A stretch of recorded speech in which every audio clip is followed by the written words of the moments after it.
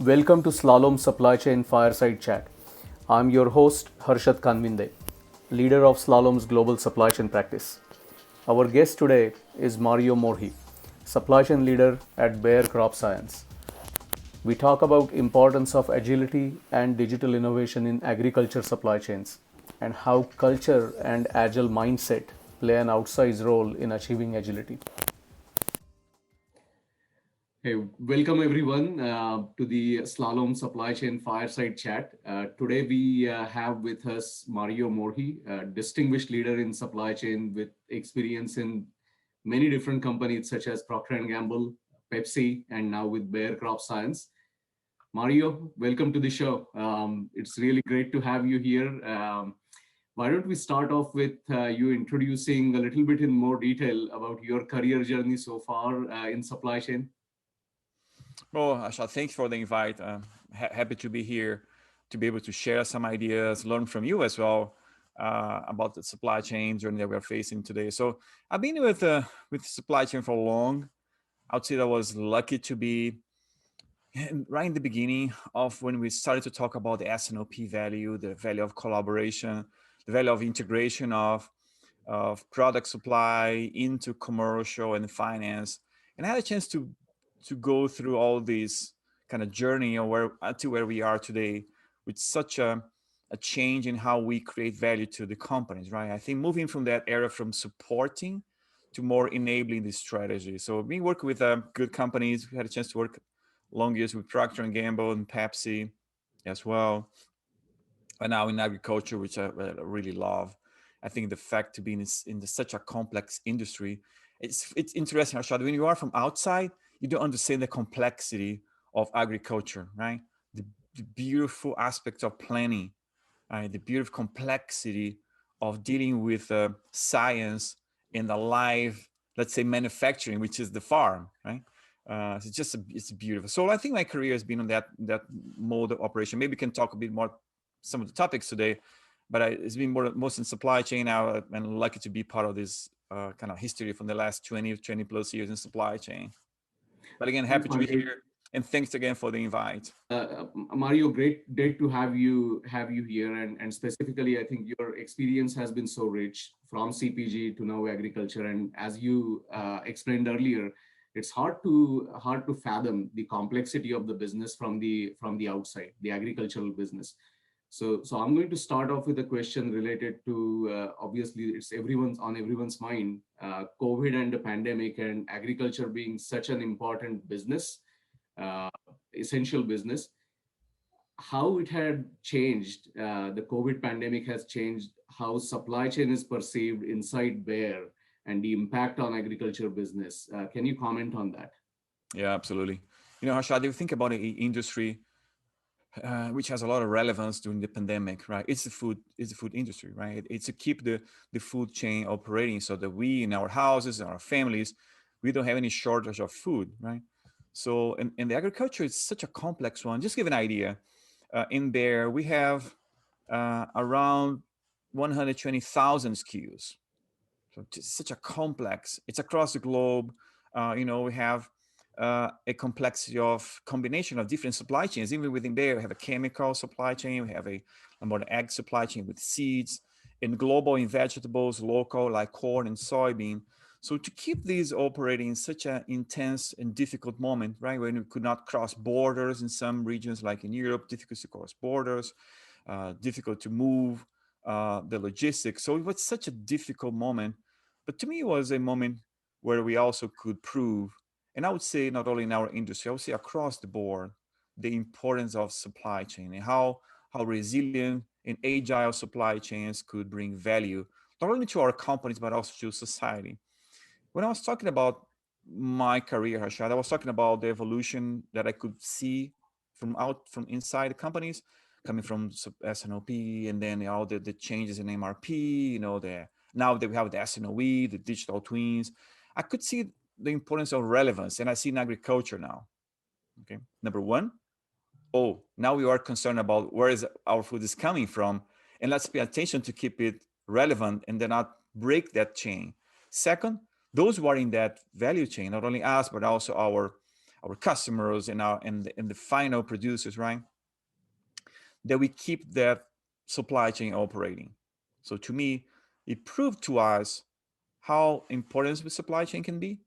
And if we were really ready to take that leadership inside the companies, inside society, I would say, then we can really be strong and be bold on our main purpose, which is really to be there and serving the society. So coming to our more specifics, right there, I think we had to make a big change in how we balance our operations, Rashad.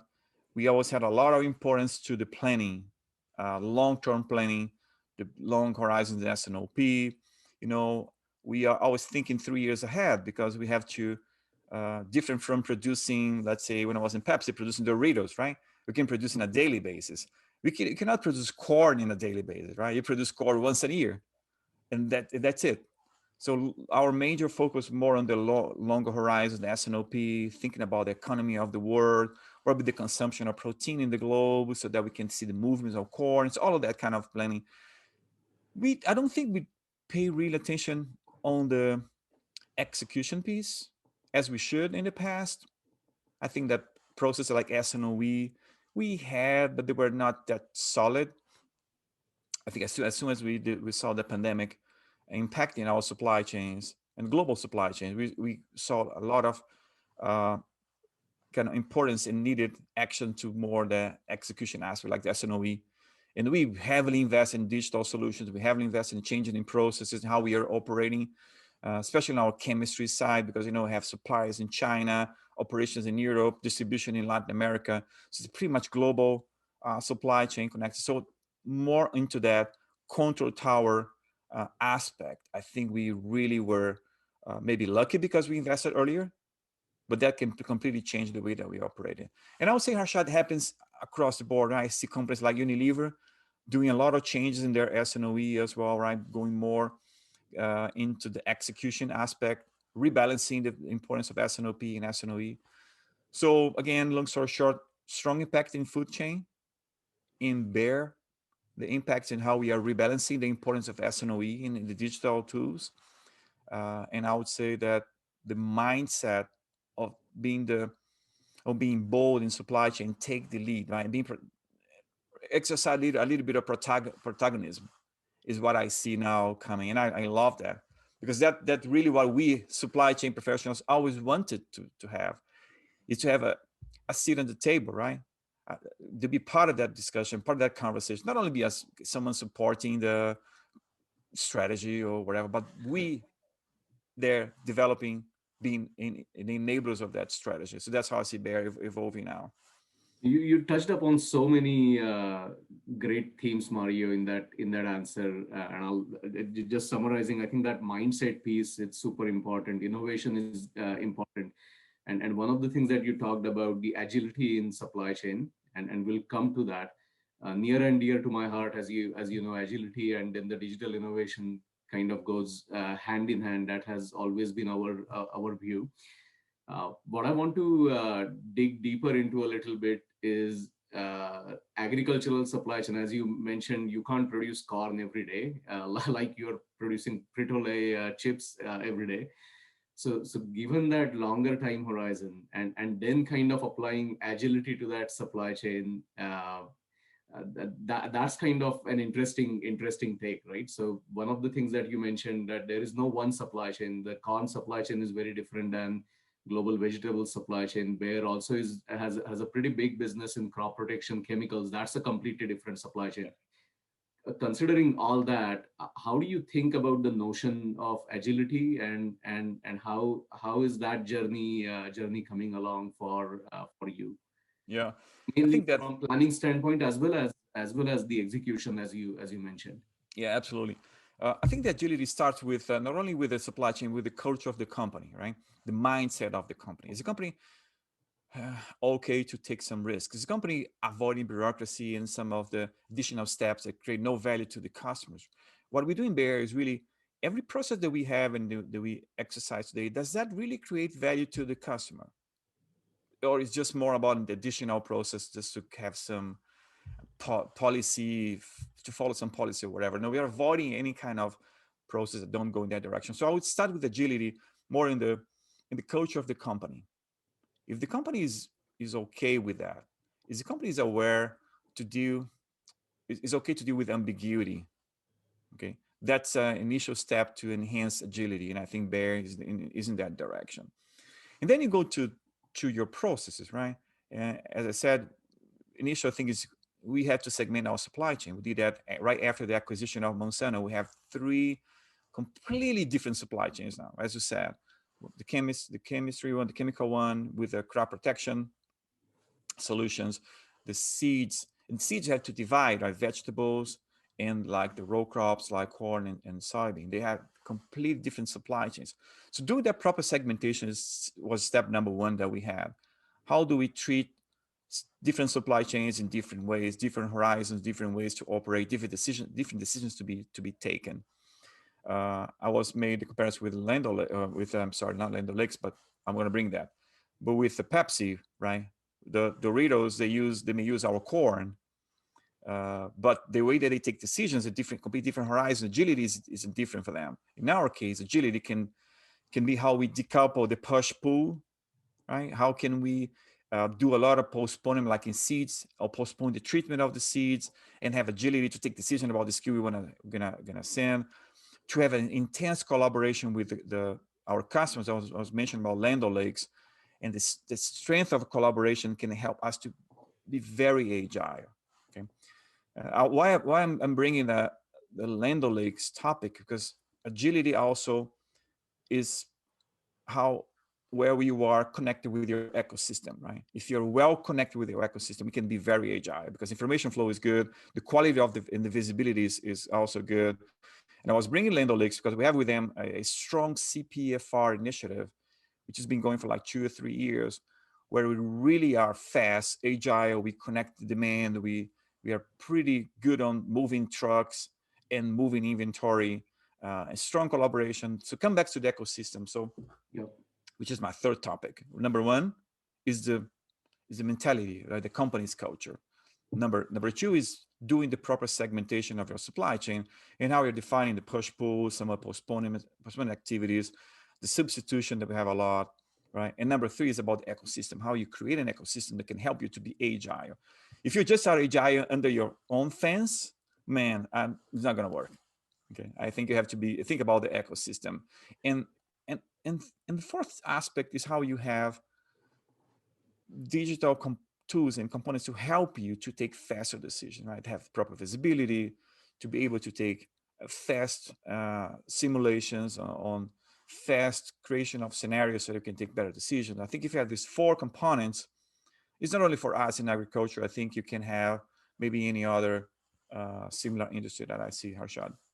I think that's a great characterization, Mario. So culture, the segmented understanding of your supply chain, the collaboration across the company borders with your suppliers as well as with your customers, and then finally the digital ecosystem, and so on. So let me touch upon I think the collaboration aspect is super important. So far I think the way we have been talking about agility is through the a lens of three pillars. So visibility, predictability, and action. Mm-hmm. Collaboration aspect kind of touches upon all those things. So you are talking about visibility not just for Bear, inside the four walls of Bear, but across the company borders to your customers.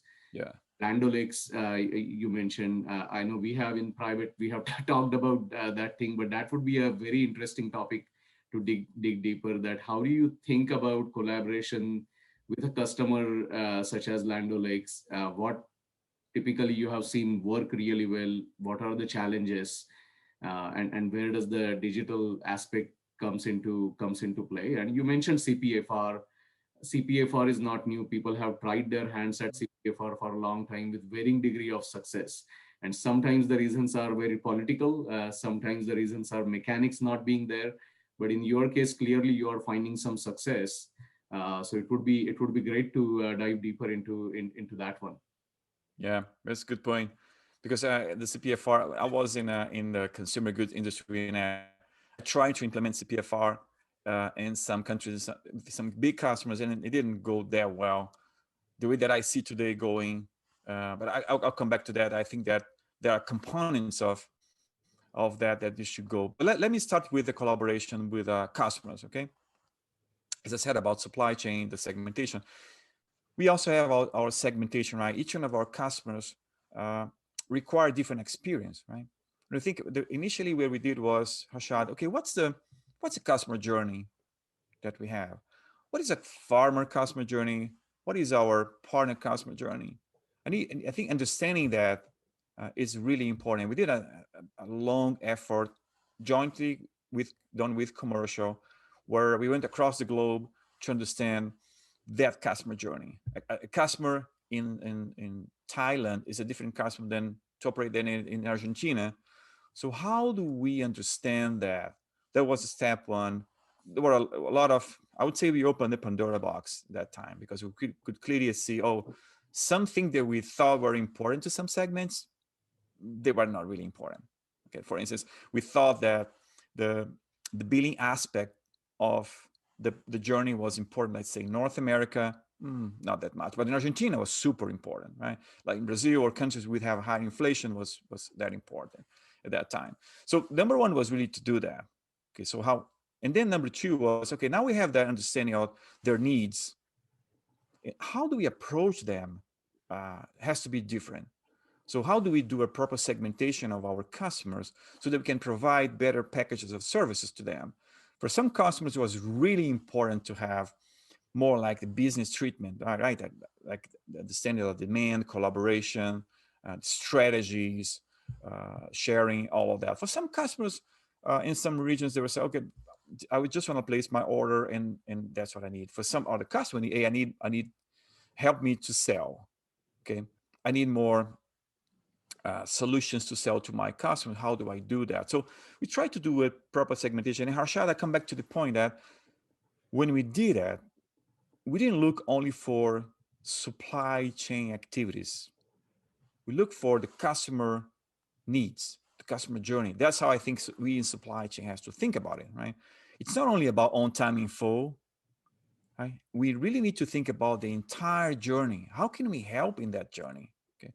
Sometimes the way that they capture the financing is something important, and we in our order to cash process, which is also in supply, we also trying to find new solutions, financing with banking. So it's more about we in supply chain can really get out of this OTIF and think more about It's the more value journey. stream, the Yeah, end-to-end value stream, and how exactly. do you impact the customer. Now that's awesome. Yeah. That's great. So that's one thing. I come back to segmentation. I want to go into the, okay, now that we found those segments, I come back to let I'm sorry to only talk about Lendolix, because there are so many other customers, right? Yeah. But Lendolix to me was the one that said, hey, we want also to innovate. Okay, we want to be different. As many other customers, but they were jumping ahead.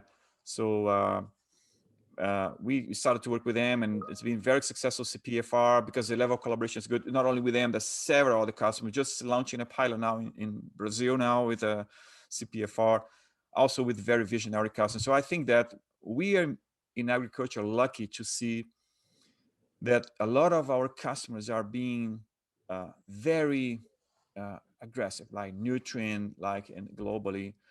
You have Helena, so a lot of customers. I mean, I can name a lot of them being very aggressive and to be more innovative. And that level of collaboration, thinking about the ecosystem is coming. No, that's thanks for that. I think you mentioned something regarding scale and the segmentation. So, for example, the issues for customers in Argentina could be very different than the issues that you need to solve in the US. And as you think about this end-to-end collaboration and end-to-end visibility, predictability, autonomous action, maybe, and in that context, as you think about digital innovation, what's often missed, what we have seen with other customers as well, that there is no one solution. There is no, it's a wishful thinking that, hey, there might be this one root cause that solves 80% of my problem, but often the nature of supply chains are very localized. So I want to touch upon that a little bit, changing gears a little here. And I know that you have, I mean, as a leader, you have always promoted innovation, and you have always promoted risk taking and fast pace. As you think about these different localized problems in different countries, and you're leading the supply chain planning globally for Bear, how do you manage those localized problems? And have you found that silver bullet? I know the answer probably is not not there's silver, No, not yet.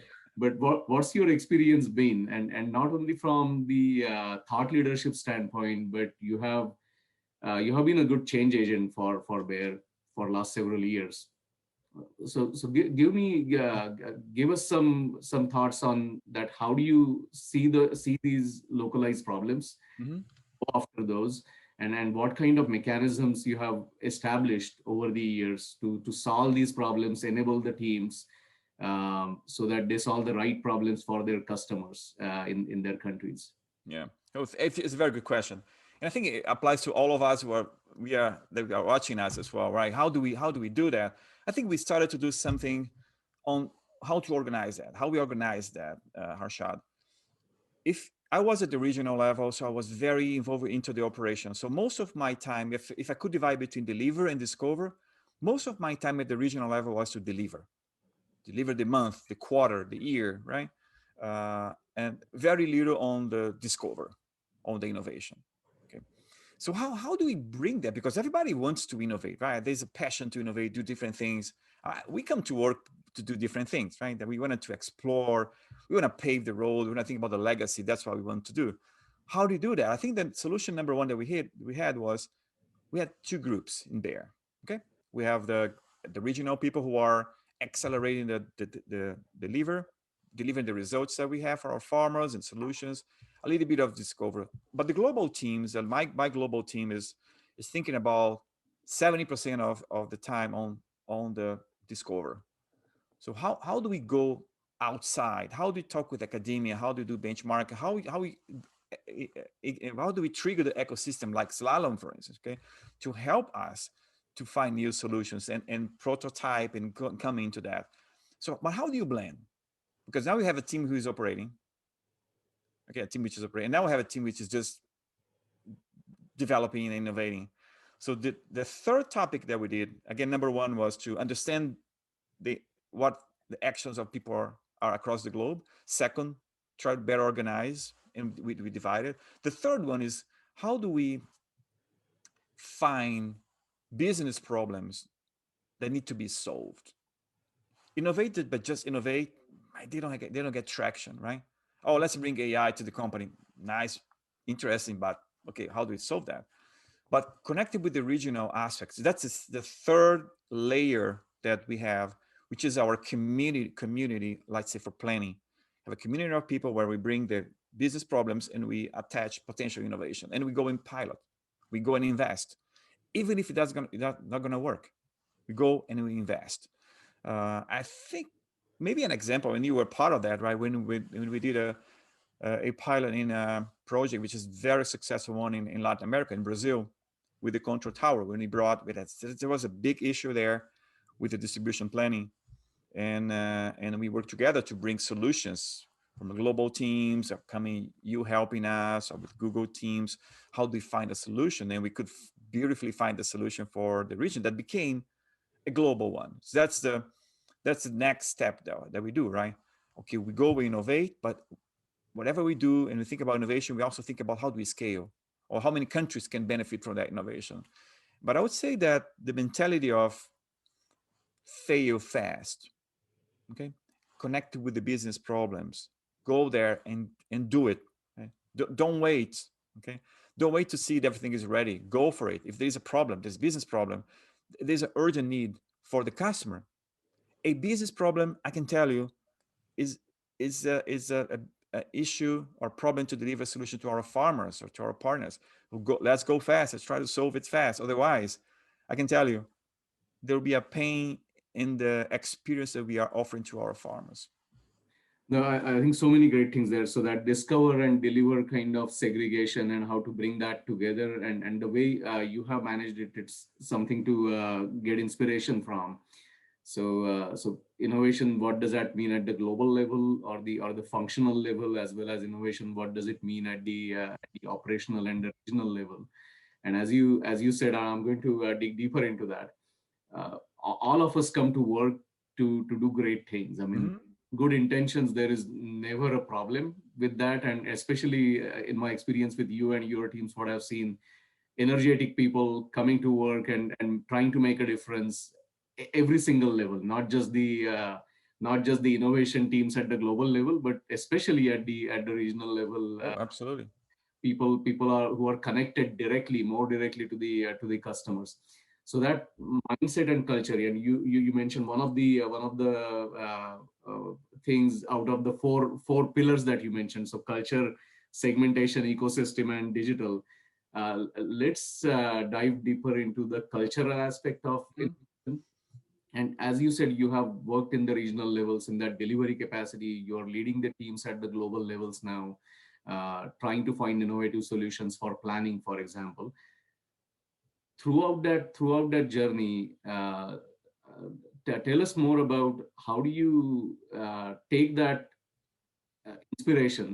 People are already inspired to do great things, and I have worked closely with your Brazil teams, for example, Mhm. energetic teams. How do you take that and then lead them on a path where that innovation and that energy is going towards solving the problems in meaningful ways? You are allowing people to fail as a leader. You are allowing people to take risk on a continuous basis, because this is a continuous motion. It is, yeah. It's not one and done. It's not that you do one pilot and do something great. The next one could fail, fall Mhm. flat on its face, and still needs to be okay. How have you managed that, or how Bayer crop science in general? What has worked? What has not worked? The first thing that we did, Hashad, was to define the destination. Okay, if you want to transform our planning, our supply chain, what do we want to be transformed into? So what exactly we want to be? So I think it was in 2015 we built what would be our destination. It was kind of very inspirational, not a slide or a text or an email. We built a video. Actually, we produced a video that was showing how our customers will face the company in 2020. We're now, unfortunately, we have not reached that yet, but we're going that direction. That that could be an inspiration for our people. Everybody was inspired. Oh man, I want to go in that direction. I'm not doing that, but I want to go in that direction. So the decision, Harshad, was the following: I can do that in two ways. Let me use the analogy of a cruise. I don't know if you've been in a cruise, but when you go to a cruise, there are good things. You know the destination. Everybody goes in the same boat. Okay, it's not that fast, but everybody goes in the same boat. But the issue is that it takes time to onboard. If you've been to a cruise, may takes hours, right, to check in and get a luggage and on board. So everybody to onboard. So it's a lengthy process. It's a secure one. It may take some time. But if you go and use the flotilla approach, okay, Hashad can go with a speedboat. I can go with jet ski. We go to the same destination, but we go in different speeds, in different paces. And if someone make a mistake or see a high tide ahead, can communicate and help other people and share the learnings. That's the approach that we are taking, right? It's not like the big ship on board. We go with the flotilla approach. And everybody understands the destination. They may see, oh, maybe if I do that, that's going to help me or the company to reach that outcome, which is the purpose and what we want to be. So number one was how to do the strategy and how to do all those connections. And I would say it's working. The work that Brazil did, the work that North America is doing now with another control tower process, the work now that S&OP is doing in Europe, um, it's kind of a way to have the flotilla approach. You go, okay, and if you learn and don't wait for everybody, it's going to take long or maybe forever, right, to do that Right. and align everybody. You go. You are going to ask me, will there be a state where everybody will be aligned? Maybe not, because as soon as we go to close to our destination, we are already producing the video for Right. 2030, which is more about solutions for farmers, digital data, digital recommendations. So we're moving that, and that's how we have to deal with ambiguity, Right. right? I think that And what's you're right. The business is evolving differently in different regions, and that Mhm. to our earlier point of localized problems, the issues are very different in different regions. Yeah. Harshad, I think we left a long time the goal to standardize. I think we are with the goal of harmonize. If we can have 70, 80% standard processes and 20, 30 of customized across the globe, we are good with that. So we moved from standardized to harmonized process in planning supply chain. That's great to hear. And I always say that so agility may look messy from the outside, right? So if it's not going to look very clean and neat and standardized, and everything is hunky dory, there are going to be missteps. But I think I love the boat and flotilla analogy. That if someone sees something, I think they can warn and they can be they can be that early example. So pioneers take arrows on the back, but not like that. So hopefully there are many successes, some failures. But I love the analogy that you used, and I think that's probably the right approach for innovation. Another thing I wanted to touch upon, Mario. So many things that we can continue this discussion for 2 3 hours or probably the entire day, but to take off from that innovation and innovation in supply chain, digital, and so on. Another thing that I'm noticing that supply chain's role as a cost center or driving efficiencies out. Just, hey, you have to have supply chain so that we can continue our business. To do something that enables innovation in business. So you want to try out different business models, and I think your company and agriculture sector in general are trying out different things from product to services and so on. How supply chain is enabling that for Bayer? So going from a products company to probably a different kind of business model in future. Well, I love the question because it's what represents us in supply chain Bear now. The transition to be, as I said, more like a functional and operational team to be more an enabler.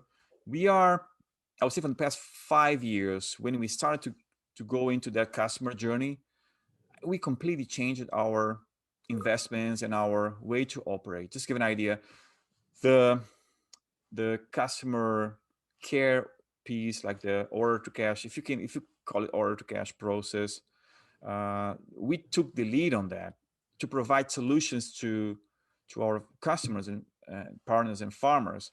So there were a lot of issues with like payment and credit, the speed of credit, the speed of how they were the credit approval, different from, let's say, go to Amazon and my credit card is there. If I want to buy seeds, it's a completely different way Right, to finance, right? You right. can have barter, you can exchange grains, whatever. So we did a lot of effort on that. And you can ask, is that a supply chain thing? Is that really something for customer service? We went outside our boundaries and we implemented, we invested capex. I would say though the biggest capex which was invested in the past 5 years for the customer journey came from supply chain. The way we interact with them in the credit space, on the billing, creating portals to them so that they can see their account. And also now, as you know, we are going to this outcome based model, right? When we want to go into more like a recommendation to you, Harshad, if you become a farmer, eggs and jugs, we want to sell you the solution, right? Productivity, yield. So going that direction, a lot of change in supply chain. We are, again, very ahead of in the game to provide the infrastructure, the data, the capabilities, the fulfillment. So a lot of change, Harshad. And I think that's I'll come back to that mentality, the culture. Okay. And I think it's for all of us in supply chain. What kind of role do we want to take? As you said, everybody comes to work in the office at the Zoom screen with a lot of energy and ambition and passion, right? How do you make that happen? And how do we influence the company that we work, the society that we operate? Anything that we do nowadays in supply chain, think about the pandemic, impacts society. So that's the main purpose of our work. How do we do that? It's succeeding and watching my truck being loaded, or understanding where the truck is going, what kind of experience my partner or my customer will have, how do I make it better, how do I make that experience of the work better? So to me, is that's how we operate. Sorry for the long answer, Harshad, but that's how we are operating there now. So that was great to hear, Mario. It's always great to talk to you as a friend, as a client, as a business partner. But this was awesome. As I said, we can go for days at length talking about different topics. Exciting time to be in supply chain, and really great to have you here. We'll we'll continue chatting. Absolutely. Well, thanks for the opportunity. Thanks for the chance to share. And I love the videos. I've been watching the slalom videos as well. Very interesting. I always capture a lot of insights. I hope that I could give to your audience some insights today. And if I had to say something maybe to close, I would say for us, it's time for supply chain. Okay, and maybe I've been too many years in supply chain, and I can clearly see that it's our time. It's time to be bold. It's time to be innovative. It's time to change how we operate. It's time to be really influential in the company's decisions, society's decisions. So my invite to all of us: let's be bold. There'll be, as I said, sometimes some misses and hits, but I think that's the beautiful, and that's the excitement of being supply chain, to be in the area where you can really be in that protagonist mode, and exercise the power, and the good thing about you and the company and the society. So let's be bold. It's time for supply chain. It's a great way to close, Mario. Let's be bold and let's be creative, and let's go where no one has gone before. Thanks a lot. We'll talk again soon. Absolutely. Bye.